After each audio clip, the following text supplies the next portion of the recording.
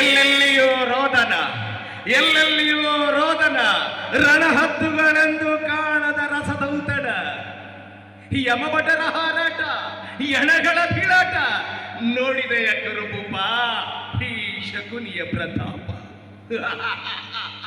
ಒಂದು ಬಂಧನದಲ್ಲಿಟ್ಟುಕೊಂಡದ್ದು ನನ್ನ 100 ಜನ ಸೋದರರನ್ನು. ಇಂದು ಈ ಶಕುನಿಗೆ ಬಲಿ ನೀನು ಮತ್ತು ನಿನ್ನ 99 ಮಂದಿ ಸಹೋದರರು. ಸರಿಯೋಯಿತಲ್ಲ, ಮುಯಿಗೆ ಮುಯಿ.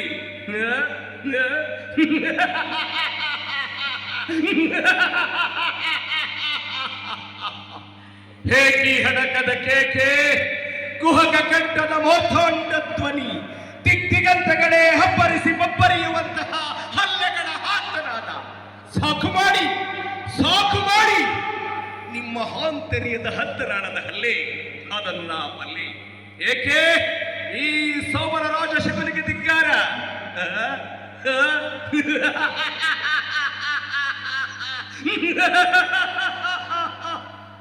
ಏಕೆ ಈ ಸೋಮನ ರಾಜ ಶಕುನಿಯು ದುರ್ಯೋಧನ ತುತ್ತು ಹನ್ನಕ್ಕೆ ಹರಿಯುವ ನಾಯಿ ಎಂದು ಭಾವಿಸಿದಿರಾ?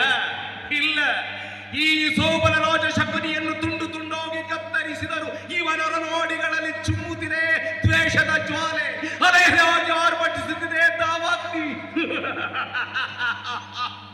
ಶಕುನಿಯ ಆಶ್ವಾಸನೆಗಳಲ್ಲಿ ಹಲ್ಲಗಳೆಯುತ್ತಿರುವ ಅಧಮ ಮರುಳುಗಳೇ ಸತ್ತು.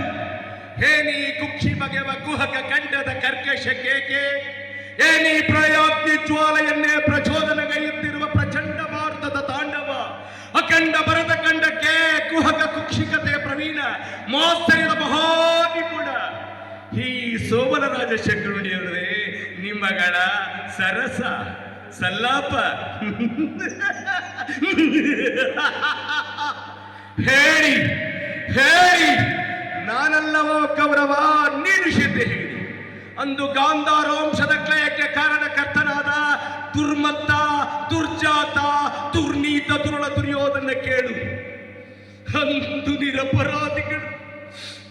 ನಿರಪರಾಧಿಗಳಾದ ನನ್ನನ್ನು, ನನ್ನ 99 ಮಂದಿ ಸಹೋದರರನ್ನು ನನ್ನ ಜನ್ಮ